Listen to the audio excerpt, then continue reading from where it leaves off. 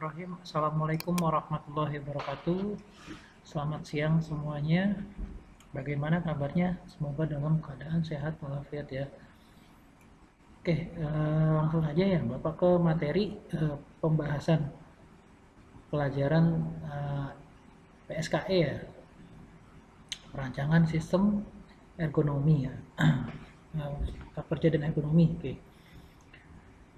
Yang pertama ini ya, kita akan bahas di pertemuan yang minggu ke-7 ya, ini ya, minggu ke-7 membahas tentang ergonomi dalam lingkungan kerja.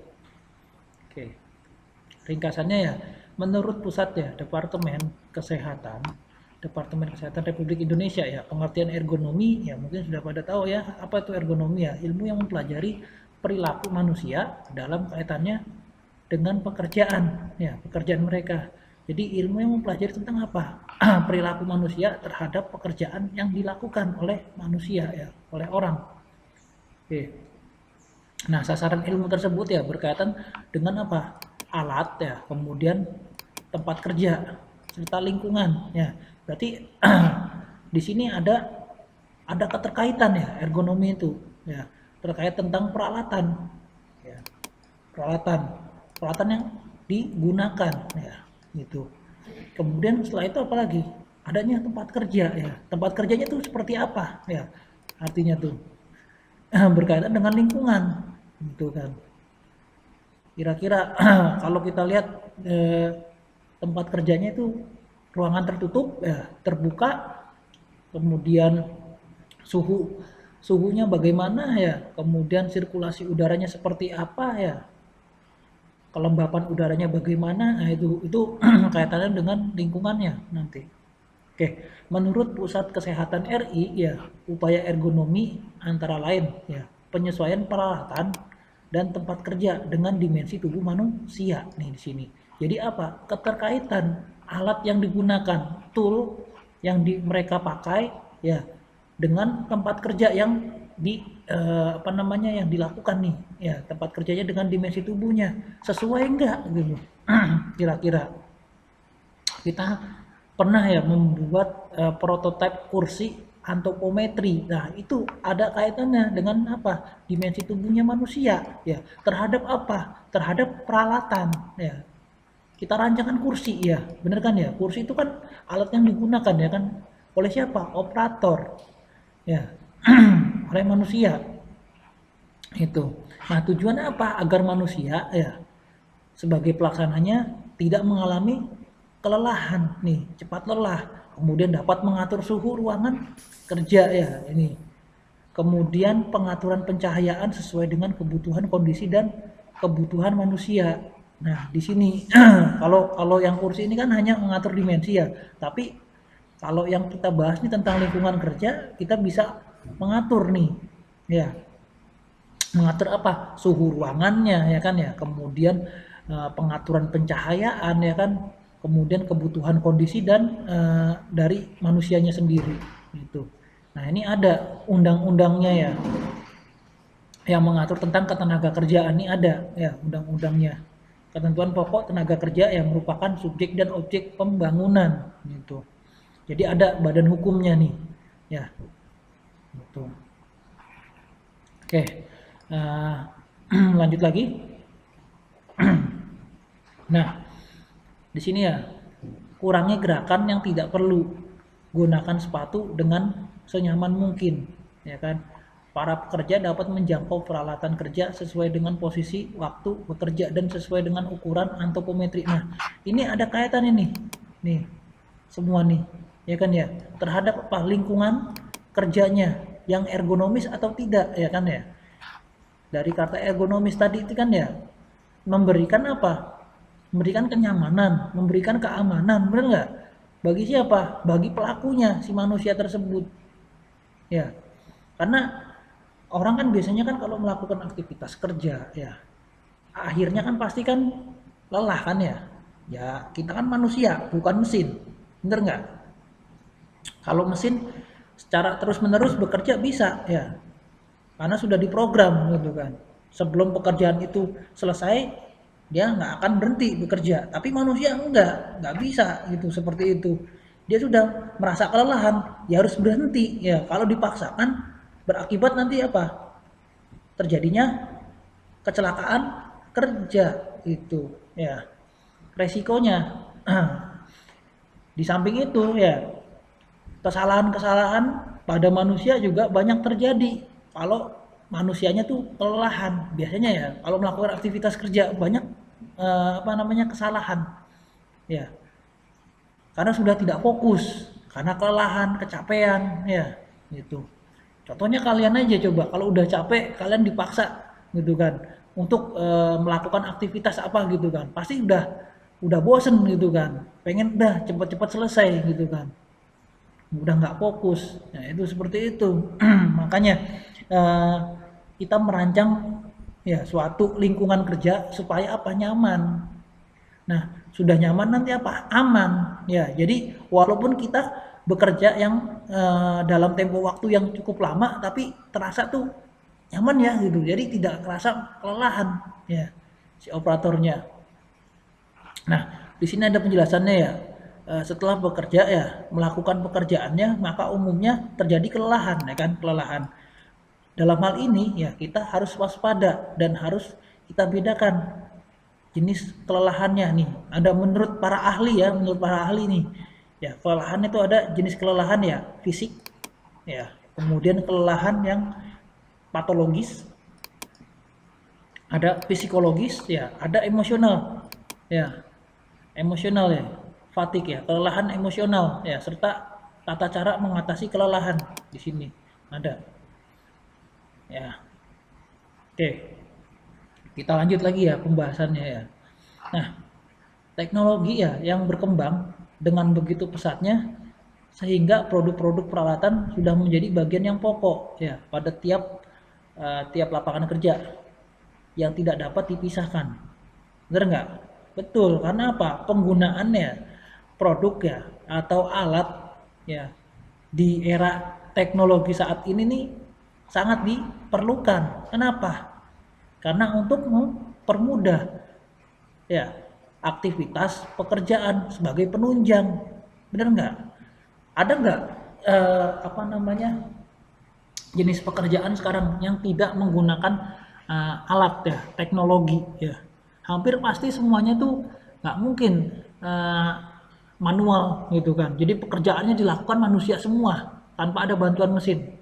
Ya, itu pasti memerlukan SDM yang banyak biasanya. Kalau misalkan ya menggunakan tenaga manusia ya, SDM semua ya, jadi manusia semua ya, tanpa ada campur tangan peralatan ya atau teknologi di situ. Pasti nantinya akan memberikan dampak yang sangat kerugian gitu loh. Karena apa? Semakin banyak ya kan ya manusianya ya kan ya. Nah, pasti kan akan muncul ya tadi sifat-sifat tadi tuh ya, secara fisik kelelahan ya, kemudian ya, nah ini kan dampaknya nanti kerugian buat siapa, buat perusahaan ya. Misalkan kalau misalkan terjadi kecelakaan kerja, yang menjamin itu siapa? Nggak mungkin diterlantarin, wah ini karena kesalahan si operatornya sendiri atau pegawainya sendiri, udah nggak usah diurusin ya, nggak bisa seperti itu ya. Tadi kan ada ya undang-undangnya ya kan, terkait tentang ketentuan pokok nih kan ya, tenaga kerja merupakan subjek dan objek pembangunan. Nah, kalau seperti itu nanti bisa dituntut nanti pabriknya, perusahaannya. Kalau tidak bertanggung jawab, ya kan ya. Nah, itu resikonya balik lagi ke perusahaan. Ya. Nah, kemudian lanjut lagi ya. Dengan kata lain ya, perkembangan teknologi merupakan salah satu ya indikasi penting dalam meningkatkan produk dalam berbagai jenis pekerjaan. Oke, sekarang ada nggak industri yang tidak ada keterkaitannya sama teknologi? Hampir semua sekarang ya, baik itu industri pangan ya kan ya, industri manufaktur, semuanya tuh menggunakan penunjang ya, alat penunjang perkembangan teknologi di sini. Baik itu komputer, baik itu alat-alat produksinya, bener nggak semua?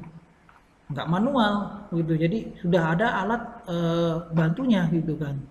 Tujuan untuk apa? Mempermudah, mempercepat, ya kan ya, aktivitas pekerjaan yang dilakukan gitu kan. Nah,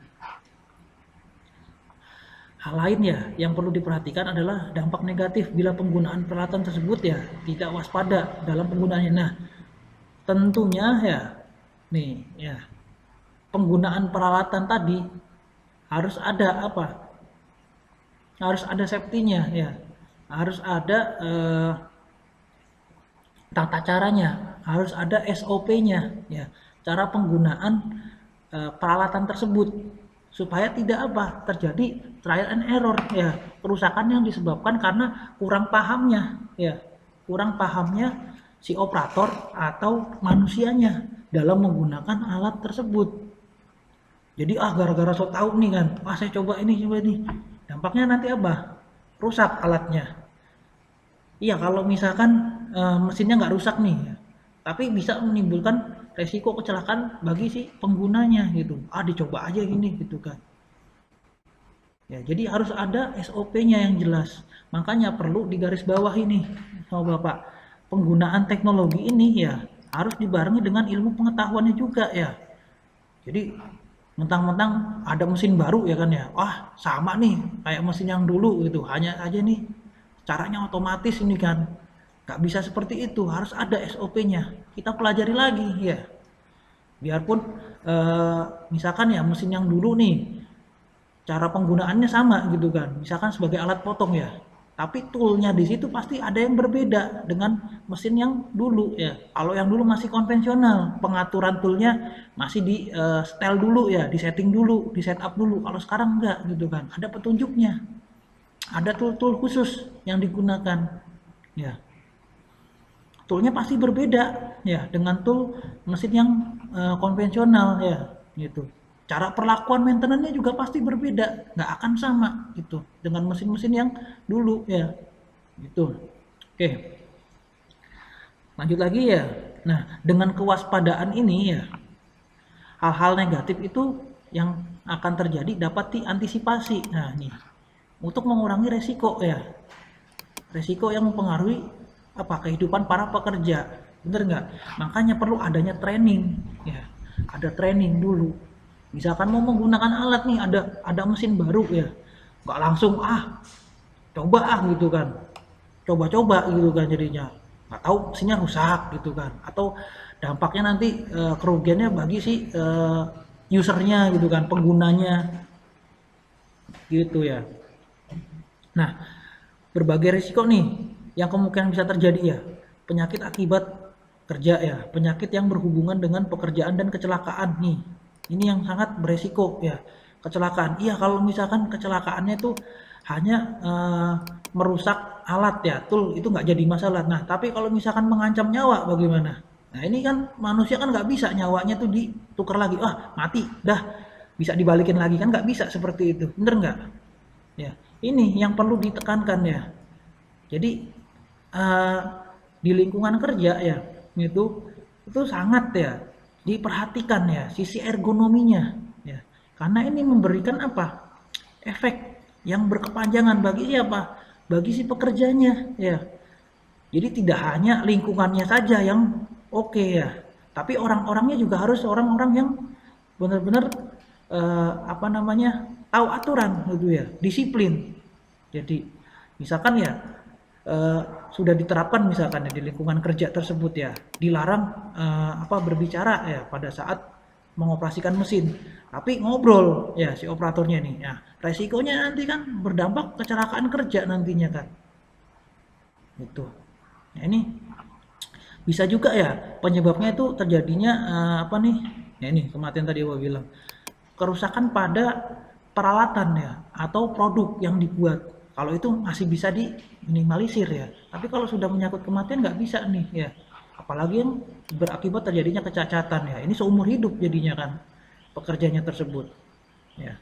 Nah, antisipasi yang harus dilakukan ya oleh pihak itu ya dengan cara penyesuaian nih antara pekerjaan ya, kemudian proses kerjanya dan lingkungan kerjanya. Gitu. Jadi benar-benar ya mulai step awal nih misalkan ya awal pada saat kita akan melakukan aktivitas kerja, kita harus tahu dulu nih ya prosedurnya, ya kan ya, prosedur prosedur alatnya ya, prosedur penggunaannya ya, prosedur dalam mengoperasikannya itu kan, SOP-nya ya, prosedur atau SOP nih, SOP-nya dulu. Nah kemudian habis itu apa, prosesnya seperti apa sih gitu kan ya, di sini proses kerjanya, alurnya seperti apa gitu kan, produksinya nih misalkan ya, prosesnya gitu kan, produksinya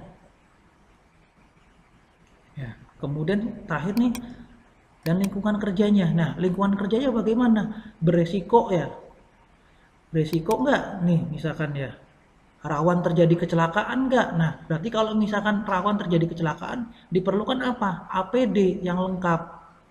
Apakah dengan menggunakan APD itu akan menghindari terjadinya kecelakaan? Enggak juga ya, cuma itu bisa mengantisipasi, meminimalisir ya terjadinya faktor kecelakaan gitu kan. Faktor kecelakaan ini bisa dikurangi, bukan dihilangkan ya, ingat ya, faktor kecelakaan ini bisa dikurangi ya, ya dengan cara tadi ya, kita mengikuti SOP-nya ya kan, yang berlaku gitu. Oke, nah kita lanjut lagi ya, terkait ruang lingkup ya, ergonomi nih sangat luas aspeknya, meliputi apa aja, teknik ya, ya skill berarti kan ya, teknik ini kan arti skillnya ya kan, dari skillnya ya, dalam mengoperasikan mesin misalkan ya, kemudian penggunaan alat, kemudian maintenance alat. Nah ini kan larinya ke tekniknya nih ya, lingkup ergonominya tuh seperti apa gitu kan, ergonominya ya. Kemudian secara fisik, nah secara fisik nih kita digunakan alatnya tuh nyaman nggak gitu kan, aman nggak gitu, jangan sampai kita memberikan dampak resiko nih ya, kita menggunakan alat itu tapi nggak aman, nggak nyaman. Nah ini sangat bahaya gitu. Kemudian ya lingkup ergonomi ini juga berdasarkan pengalaman psikis. Oke, artinya pengalaman psikis tuh pernah terjadi misalkan ya, pengalaman dia tuh ingat gitu kan, pernah terjadi kecelakaan gitu kan, mungkin dia tuh teledor ya misalkan, penggunaan alat misalkan ya, mesin bubut contohnya ya. Nah mesin bubut, dia pada saat mengoperasikan itu bengong gitu kan ya, nggak taunya pisaunya tuh mental gitu kan, untung nggak kena gitu kan. Nah itu pengalaman itu misalkan ya, jadi pada saat membubut pahatnya itu mental gitu, tapi nggak kena gitu. Nah itu menjadi pengalaman psikis ya, gitu ya. Oke lanjut lagi ya, kemudian anatomi ya, anatomi. Nah utamanya ini berhubungan tentang apa, kekuatan dan gerakan otot, persendian, anatomi. Jadi gerak tubuh ya, gerak tubuhnya kita nih menggunakan alat ya kan ya, menggunakan alat tuh apa pas nggak gitu cengkramannya ya, sesuai tidak gitu dengan prosedur ya, aturan penggunaan alatnya tersebut ya, sesuai dengan SOP-nya nggak gitu, harus dipegang misalkan ya, harus digenggam kuat, harus seperti apa gitu kan. Nah itu cara megangnya. Kemudian dari sisi antropometri, nah dimensinya sesuai nggak gitu dengan kebutuhan tubuh kita ya, alatnya yang digunakan itu kira-kira pas nggak gitu kan, dengan apa namanya, dengan kondisi organ tubuh kita nih. Misalkan kita punya keterbatasan, jarinya kecil gitu kan, jari kita kecil, tangannya kecil misalkan, megang alat yang besar. Nah ini ergonomis enggak gitu, itu ya. Kemudian dari sosiologinya ya, kemudian fisiologinya. Nah, kalau tadi kan berdasarkan anatomi nih kan ya, berdasarkan genggaman otot ya, ini persendian ya. Nah kalau ini berdasarkan fisik ya, fisik tubuh nih, hubungan dengan ya kaitannya sama temperatur tubuh ya, oksigen. Nah itu fisiologinya, dan aktivitas otot ini. Nah kira-kira lingkungannya tuh pengaruh nggak nih sama temperatur tubuh gitu kan kita. Kemudian oksigen pengaruh nggak gitu kan. Nah itu sisi ergonomi ya, dari sisi fisiologi. Kemudian desain, nah, artinya rancangan produknya nih nyaman nggak gitu kan kita gunakan. aman nggak nih gitu kan. Nah kita bisa menilai dari situ ya ruang lingkupnya. Oke, mungkin materinya Bapak cukupkan sekian ya. Nanti akan Bapak lanjutkan lagi di pertemuan berikutnya ya. Billahi taufiq wal hidayah. Wassalamualaikum warahmatullahi wabarakatuh.